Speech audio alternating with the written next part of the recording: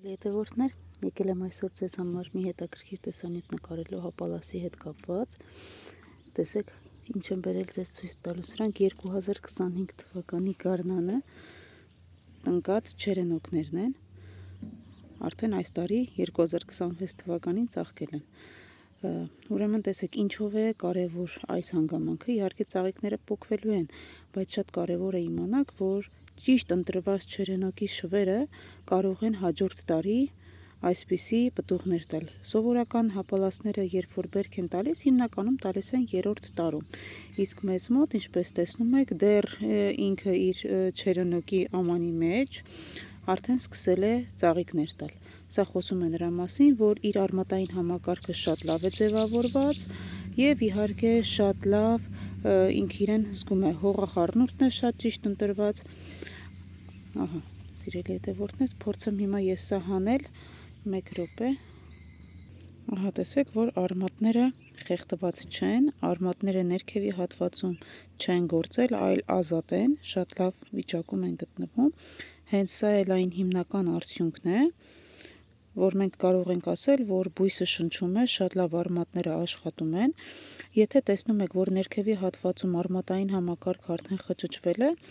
սա խոսում է այն մասին, որ բույսի փոխելու, տարան փոխելու ժամանակն է։ Ես նորից հետ վերադարձնեմ իր տեղը։ Ձեզ երբ որ հապալասներ են վաճառում, գնում եք տարբեր տեղերից, թե Ռուսաստանից կլինի, Ռուսաստանի Դաշնությունից, թե Հայաստանում տարբեր վաճառողներ, երբ որ հապալասներ են վաճառում ձեզ, անպայման տեսեք, որ արմատային համակարգը խճճված չլինի։ Հիմա ես ձեզ ցույց կտամ, թե դա ինչպես է տեղի ունենում, ինչ տեսք ունի, որպեսզի հապալասներ գնելուց շատ զգույշ լինեք։ Ինչով է դա վտանգավոր, հիմա ցույց տամ եւ բացատրեմ։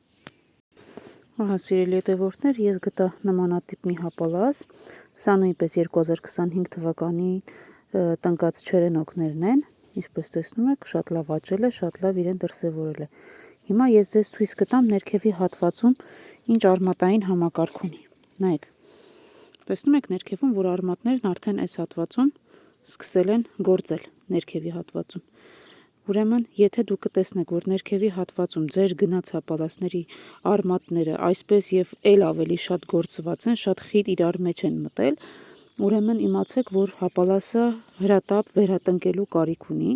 Հիմնականում վաճառողները նմանատիպ հապալասները վաճառում են հենց փոքր տարաներում այն պատճառով, որ հողախառնուրդը բավականին թանկ է եւ կրկին եւս մեկ անգամ տնկելու անհրաժեշտություն է առաջանում, եթե մնա իրենց մոտ։ Իսկ մենք այստեղ արդեն սրանց պատրաստվում ենք վերատնկել։ 1 տարեկան են, այսինքն դեռ 12 ամիս էլ չի անցել, սեզոնով հաշվում է որպես 1 տարեկան։ Սրանք մենք պատրաստում ենք արդեն վերատնկել ավելի մեծ տարաների մեջ, որովհետև որքան լավ է զարգանում արմատային համակարգը, այնքան թուփը ավելի առողջ է լինում եւ ավելի շուտ է սկսում բերք տալ։ Տեսեք, սրանք հենց անցած տարի, երբ որ իրենք կպել են, այսպես ասած, արմատներն արդեն ձևավորել են, մենք անմիջապես տեղափոխել ենք մեծ տարաների մեջ։ Ահա, այս մյուս սորտերի մեջ էլ կարելի է տեսնել, որ կոկոմներ ունեն եւ ծաղիկներ ունեն։ Սա խոսում է, որ ճիշտ արմատային համակարգ է ձևավորվել եւ թփերը իրենց շատ լավ են զգում։ Նման դեպք սովորաբար լինում է, երբ որ 3-րդ տարին է բույսի մոտ։ Մեր մոտ դեռ առաջի տարին է ու արդեն սկսել են ծաղկել։ Այսինքն իրենց իդեալական են զգում եւ սնունդն է ժամանակին ստացել են եւ պայմաններն են շատ լավ իրենց համար։ Դրա համար սկսել են ծաղկել։ Այսքանը, սիրելի հետևորդներ, իսկ դուք բաժանորդագրվեք մեր ալիքին, որպեսզի բաց չթողնեք թե հապալասի եւ թե մյուս մշակաբույսերի հետ կապված